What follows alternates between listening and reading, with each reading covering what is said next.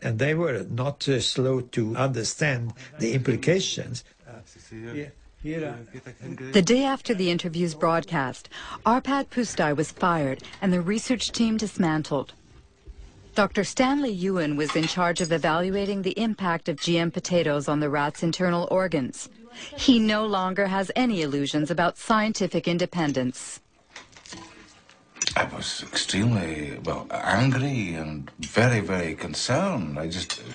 It's like your whole world is disappearing under your feet. What's going on? But you see, they start to discredit Stanley as well. It's not just Arpad and me. Stanley was made to retire and he was discredited at the university. As well? Oh, yes. Oh, yes. It was very hard indeed. Monday, it was wonderful work. Tuesday, it was rubbished. I had one or two ideas of what was happening, but a very imprecise idea until 8 years ago, almost exactly, I was at a dinner dance. And next to me at the top table was someone from the Road called Dutteroy, who happened to say, I said, isn't it awful what's happening to Arpad? Yes, he said, and did you not know that there were not one, but 2 phone calls from Downing Street to the director? And then, of course, I saw clearly what was happening, that this was something sort of supranational, if you like, some pressure being put on Tony Blair's office to stop this work because it was perceived by the Americans to be harming their industrial base, the biotech industry, in other words. The Arpad Pusztai scandal triggered a massive rejection of GMOs in Great Britain, led by Greenpeace. A year later, Robert Shapiro, Monsanto's CEO at the time, agreed to participate in a teleconference organized by the environmental organization. This is the only existing video footage of the former CEO. He was responsible for moving the company into the biotechnology era with its new slogan, Food, Health, and Hope. Monsanto made huge efforts to push its products in every direction with the full support of multinational food manufacturers, retailers, communications firms, regulators, even governments. You behave not as a company offering life and hope, but as bullies, trying to force your products on us. If I'm a bully, I don't feel that I'm a very successful bully. I want to start by emphasizing that biotechnology is a tool. Biotechnology in itself is neither good nor bad. It can be used well or it can be used badly. The products that are on the market have been reviewed through the regulatory processes that society has established in order to assure not only safety, but the environmental safety of the products themselves.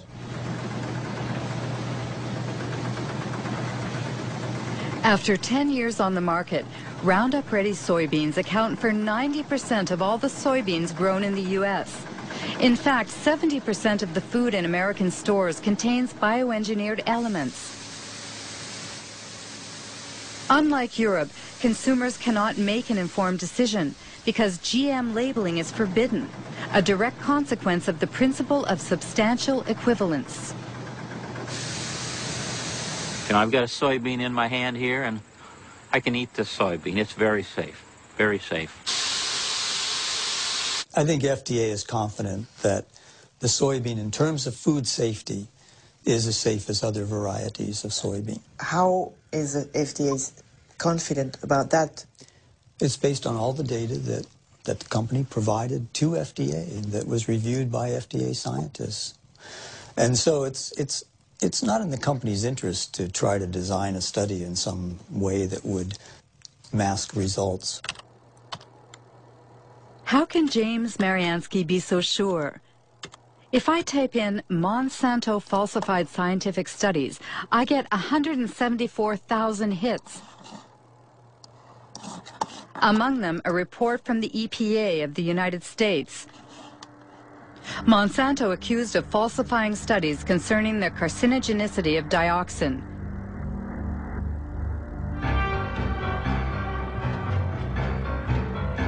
The story began in Nitro, in a Monsanto factory that produced a powerful herbicide called 2,4,5-T. In 1949, an explosion in the factory provoked unexpected side effects. 228 workers developed an extremely disfiguring illness called chloracne. It's caused by dioxin, which is a highly toxic byproduct of 2,4,5-T.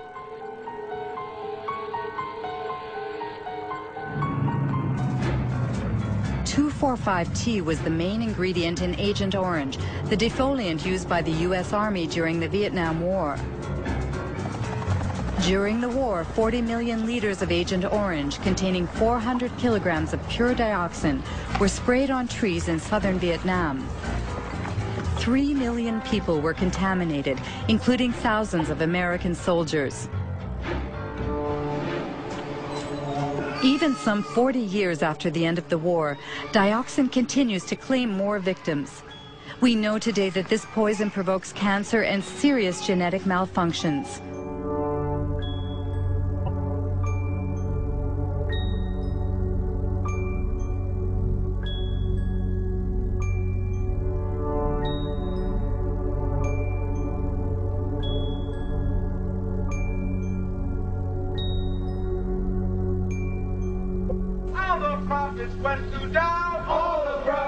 In 1978, while American Vietnam veterans were suing the makers of Agent Orange, Monsanto sponsored studies on the long-term effects of dioxin.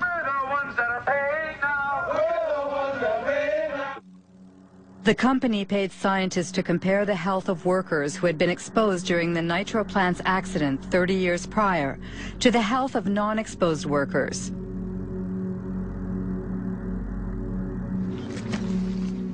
There are two experts on the subject. William Sanjour, who led the Toxic Waste Division of the Environmental Protection Agency, and Gerson Smoger, a lawyer who represents Vietnam veterans.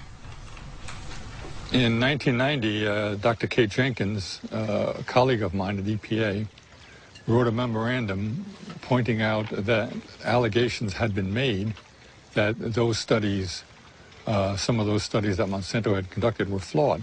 And if they were done correctly, would have reached just the opposite result that Monsanto had. The Monsanto studies showed that dioxin was not a human carcinogen.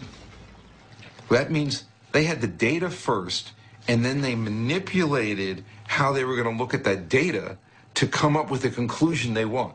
It's absolutely, you never do a study that way, never. And they did it absolutely wrong, and they achieved what they wanted. And it came out later that there were people that had cancer that in one of those two studies were listed as being exposed to dioxin, and the same 5 people in another study were listed as not being exposed. When you put all these cancers into the unexposed, then it looked like the unexposed people were getting as much cancer as the exposed, and they said, but there's no difference. See, they're the same. So then thousands of veterans were disallowed benefits because of exposure to Agent Orange. So all policy was affected by those studies for 7 to 9 years in this country. Being a good scientist and a good EPA employee, and someone, by the way, who was quite fearless, Kate Jenkins wrote a memorandum to the EPA Science Advisory Board asking them to